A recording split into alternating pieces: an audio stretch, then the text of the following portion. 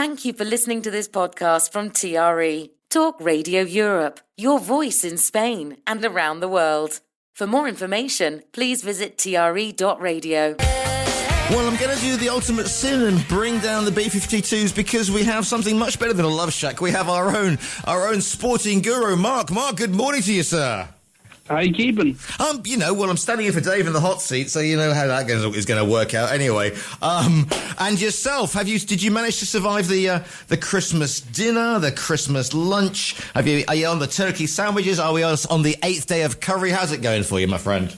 Well, it wasn't easy sitting around and doing nothing, but I think I managed to get through it. If it was an Olympic sport, you mean, we could actually go for sitting around and doing nothing? Yeah, I think I'd be aiming for bronze or silver right now if it was an Olympic sport.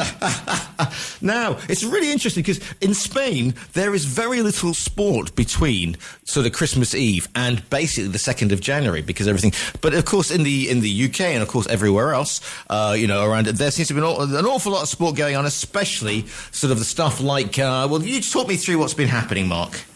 Well, just a lot of football and a lot of darts, and that's kind of Christmas over here, isn't it? I mean, it wouldn't be Christmas if that wasn't on the TV. So what has been, because there's quite a lot of interesting stuff over with the Premier League. Just bring me up to date with those who perhaps slept through some of the Boxing Day fixtures. There weren't so many Boxing Day fixtures this time, or the day after Boxing Day, what do you even call that? Boxing plus one day. Yeah, we had a few interesting fixtures. One of the first ones I saw was Man United versus Newcastle. I was very intrigued about this match, and it didn't go the way I thought it'd go. It was a narrow win for Man United. It was a real sort of, I guess it was a display of control without any real dominance, and I think Newcastle had some big moments, some moments that they definitely let United off a bit, especially that second half. It was just Newcastle attacking, really, but they lacked cutting edge. They lacked the ability to do anything with it because United could just grind out a result. It was 1-0. It wasn't flashy, but it's one of those things that was effective. And of course, we saw what I believe the 13th outing for Aidan Heaven, who's a young chap from England. So he's in a very exciting prospect. So if anything else, it was just a good time to see him. Yeah, and also the thing is, Mark, I mean, the United seems to be sort of grinding away. I mean, having everybody saying, it was good, beginning of the season saying, they're going to be relegated, but they're grinding away. They're top half of the table now, so never count. I mean, I'm not saying they're for a title stab, but they just they seem to be getting their ship together somehow. Yeah, I actually saw Heaven mention that. He was like, United here, we want to fight for titles. And it's not entirely crazy because they're on the same amount of points as Chelsea. They're 2 points behind, or 3 points behind Liverpool. And I remember Roy Keane sort of having a go at this young chap, 19-year-old, who was saying this stuff. And honestly, I don't agree that Man United are in with a chance for the title for a good few years, but I think it's a great mentality to have for this 19-year-old coming in, winning man of the match, and saying, hey, I want to fight for Europe, I want to fight for titles.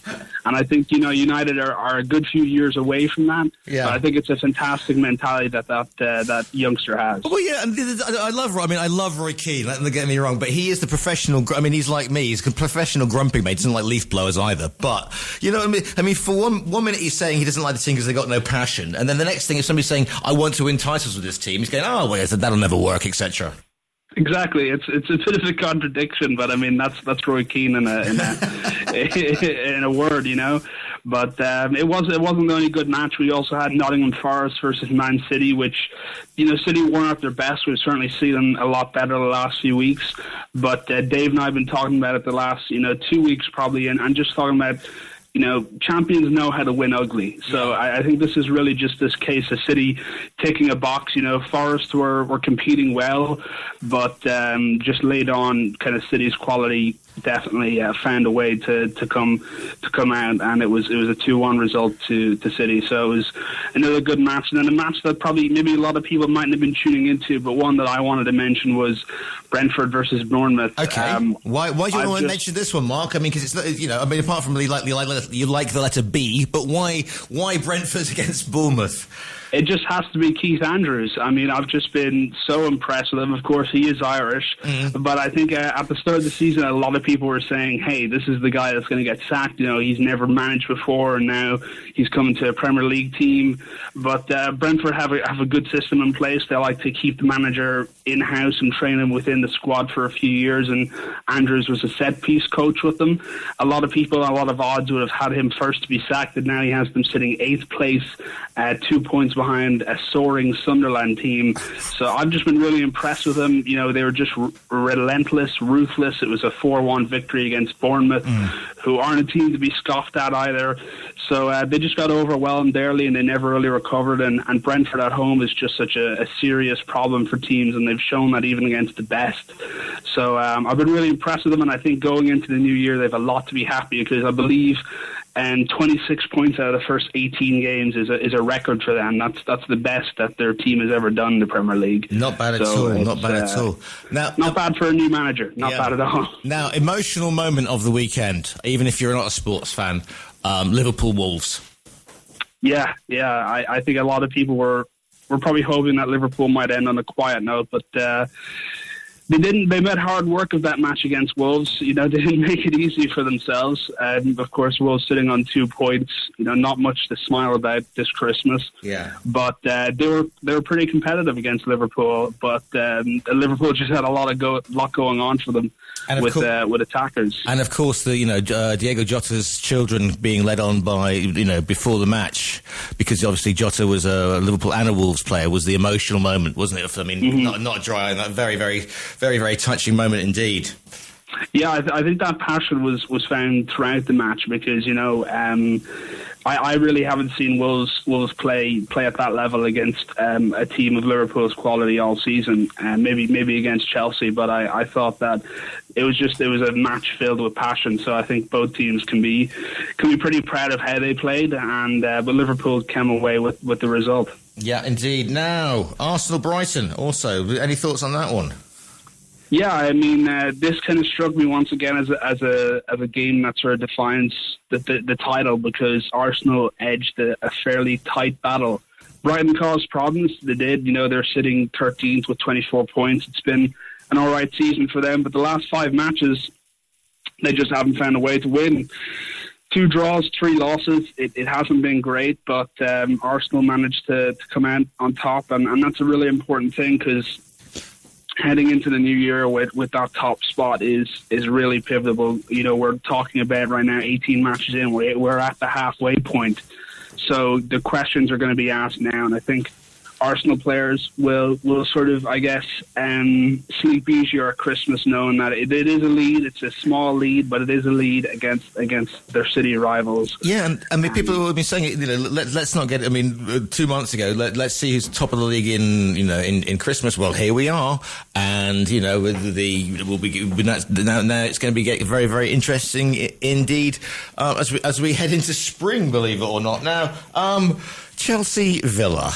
Now, yeah, yes. This is something I've been looking forward to talking about. I've been looking forward to talking about Villa more and more as the weeks go on. 2 or 3 weeks ago, we started asking, the ridiculous question of, hey, are Villa serious here? Because they're 3 points behind the title leaders. They're right behind City, 1 point behind them. They've 5 from 5. Maybe even I think 7 from 7. They're just doing really, really well. And they're definitely top 4 contenders. We're definitely talking about them for the Champions League.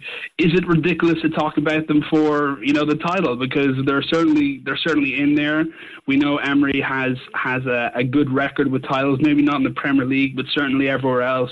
He has a great record with winning titles. He knows how to keep in the battle. So Villa definitely looked top 4 ready. Chelsea certainly searching for their identity still. It was just inconsistent, and their mistakes punished them. But Villa were sharp. They were organised. They were more than deserved winners. And I think it's also Christmas time is one of those times where you get to ask a silly question. And my silly question is, are Villa in this for the long term? Because they're certainly playing like it. Well, everybody else seems to be tripping themselves up and whatever, and Arsenal and Julie will be cursing, but Arsenal have got a reputation, so you never know, and stranger things have happened. I mean, look at Leicester, for goodness sake. So, like the saying goes, it would be great to see, because Villa was struggling as well not so long ago, so it's good to see them, even though I am a man of Stamford Bridge, to see them coming through. And we want to have a variety, don't we, in the Premier League? So it's not just the Man United, Man City, Arsenal, as it seems to have been for almost decades now. Yes, that's what I've loved to see this season. I mean, we have Villa, we also have Sunderland, who are only 10 points behind Villa. But for them, that's incredibly well. Last year they were a championship team, and for the last 3 years, the teams that have come from the championship have also went back down to the championship. So I think this season we've just seen so many stories of underdogs. Of course, Palace's 2 trophies as well in the last year, and in that match in the Community Shield, we've just seen so many stories of underdogs, and it's been great to see. So if Villa can keep up that and make it a tradition, I'd certainly be for it. And talking about underdogs, Spurs get a win over the weekend. Yeah, Spurs. sorry, Spurs fans, but they're just so, because they were fading. So what's been going on with that one? Yeah, sitting 11th, 25 points, not a catastrophe. I think if you look back to last season, a lot of people would have said, hey, 11th is pretty good to go from 11th to 17th to 11th. But Spurs were just professional and patient. Those are the 2 words I've written down here in my notebook to describe them. Palace worked hard, but I felt they were probably a bit dry offering anything going forward. They certainly had the last 3 matches have been great, 3 losses on the trot, but I think Tottenham winning a game without drama is definitely a good sign. It's what they need, because the last few games have just been they've been hard in the heart if you're a Tottenham fan. But I think this is a sign of good times, and what Frank needs to bring is just more consistency and less drama in those games. And I'm all a fan for him. I think keep him there for at least 2 or 3 seasons. I think that's what you need to settle out this team that has went through so much in the last few years. But I think it's a good result for Spurs. I'm happy with it. Now, quickly, because I know absolutely nothing about this, but darts now at the moment, World Championship. Yeah, we've been incredibly lucky with a fantastic World Championship so far. I suppose the big points we have to say is Luke Littler is still looking completely at home on the biggest stage. We'll talk about his match in a second, but he was calm. He didn't know how to not score heavy. Once again, mature beyond his years, which is something we've come to expect. And Stephen Bunting was another name that I picked out, because I think he's showing why experience matters. Right. And that's a bit of a shock, because this year I just feel like the tournament has felt much more open earlier than usual. So many youngsters have come, and they've been having doubles that are deciding matches. They're just making these fearless plays that I think is why I love darts so much, is because you never really know what you're going to get going into a match. My 3 players that I've highlighted, of course, Lillard, Bunting, and then Humphreys. I don't think Humphreys has been spectacular, although that was a really fun match he had last night. We'll talk about that. But I think he's done the one thing that you sort of need to do in darts, which is just keep progressing, and I've been pretty impressed with that. The big news, of course, is Price's exit. That was a shock, and of course, Placier got knocked out himself. But the 4 matches I've picked out is Gary Anderson versus Jermaine Watimana, and I was on the edge of my seat with this match. I thought, it was fairly simple starting up, but Anderson just left his foot off the gas and let Jermaine right back into it. And he pushed the pace early, and he scored heavy. And what we saw was for the last few sets was really just the back and forth between the 2 of them, and I came to the point where one of them had to win by 2 clear legs. And some points I was yelling at my TV. I was wondering if Anderson was trying to let him win, but eventually I guess experience just paid off, and he finished when it mattered. It was a spectacular turnout, but certainly I think Anderson would have preferred a much more comfortable set. But I think that's one of the great things about the Ali Pali and what it could bring to you. Another one was Humphreys and Clemens last night. It was fairly comfortable with the first three games, but Humphreys just let Clemens back into it, and it just made it very, very uncomfortable for himself. And of course, this is important because I think he was at the time the second last player. Now both of the German players are out. But that's pretty important because the German darts fans are travellers, just like they are with any other sport. The Germans are very passionate. They have a lot of fans who travel. So I think it was pretty important for the Germans. It was fairly loud in there. And he did fight back. He wasn't performing particularly well, Clemens, throughout the tournament, but this was definitely his best match. And it was just kept so tight. But Humphreys came up in the end. He had a fantastic double 13 to win the match. And I was really impressed with him. Once again, he's not been playing spectacular, but he's been playing, good enough to sort of keep improving each match, which is what you want. Then the big hitter, Luke Littler, who came out this week and said, I just keep getting better. And no one can really argue with him because he dismantled Mensur Sulevovic with a performance just full of confidence. I mean, he was just... I think he lost 2 games the entire match. I mean, he was off the stage in 25 minutes. He was just so sharp. He was so controlled. No signs of nerves at all. I mean, he doesn't look like a teenager at all. I really haven't seen anything like him before in darts. He isn't just exciting. He's just efficient. That's what makes him so dangerous. So it's going to be very interesting. He's definitely one of the people we've all said, this guy's going to the final, and it's really up in the air who might face him. But certainly we've been impressed with Rob Cross. I liked him. He was playing Damon Hedda, and that's the last match that I really wanted to talk about. I thought Rob Cross sort of, there's no really nice way of saying this, trashed him. You never like to say that, but it was 4 sets to none, and it was just pressure darts. I think Cross handled it really, really well, and that big match experience definitely proved decisive. I've been a fan of Hedda for a while. I want him to do well, but he was just outpaced in this match by Cross, and I think he may be a person flying under the radar a little bit. Yeah. But for someone building up momentum, he's certainly timing it right at the last time. We're in the last 32 now, going on to the last 16. This is the time to start picking up the momentum and start getting better, and he's certainly doing it. Quick final thoughts from you. Just 2 ones I want to work, 2 curveballs. This match of the sexes happened in Dubai. I mean, we're talking about sportainment. Kyrgios against the female, the women's champion, etc. Do you think there was any point of just purely a money-making exercise, in your opinion, Mark? If it's in Saudi Arabia, I think so. It's unfortunate, but I'll tie it back to something that I heard about the WWE when it entered Saudi Arabia, how it sort of entered it as almost a liberating thing for women to be able to be performing in a country that hasn't really before welcomed it. And I think in some cases, if you look particularly in F1, it can be, because those women are getting to go-karting and enter on the junior stages professional racing. There is some cool things about it, but when it comes to marketing such things as fighting and WWE and entertainment, I believe for the first three performances, no women were actually on the cards at all in WWE.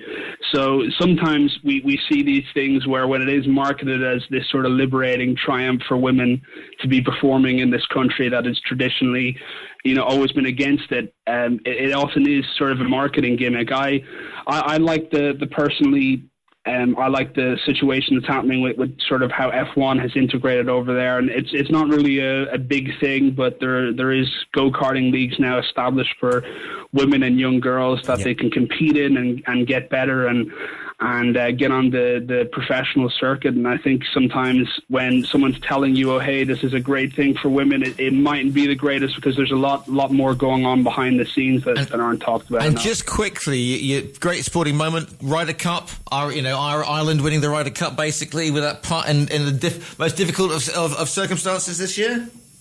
Yeah, I heard McElroy had the BBC Sports Personality of the Year. Did he win that? He did. So he's sweeping up the awards right now for what was a pretty fantastic year, to be honest. So yeah, no, it's fantastic. Shane Lowry and McElroy bringing home the Ryder Cup, and I think certainly it's going to be very interesting when it comes to Ireland, because they're going to have a tough job, I guess, defending it, because I can't imagine the Americans are too impressed with all the media attention that came away from the Ryder Cup and the world of golf sort of laughing at them and their behaviour. But they fought back. I just remembering back to the Ryder Cup that last day, they fought back. There's a lot of spirit in them. So I think the next Ryder Cup is going to be very, very interesting. Mark, if people want to catch up with what you're up to and follow you, where's the best place to find you on the internet? You can find me on Instagram on Mark on the Radio. Mark, as always, I won't speak to you again, so have a lovely speech because this Christmas and have a great New Year. Mark, as always, thank you so much for your time today. Thank you very much and Happy New Year. You've been listening to a TRE production. If you've enjoyed this programme, there'll be another episode waiting for you next week, right here on this platform, where you can also access our extensive back catalogue of shows and interviews. For more information on our live programming, social media channels and apps, and how to contact Talk Radio Europe, please visit TRE.radio.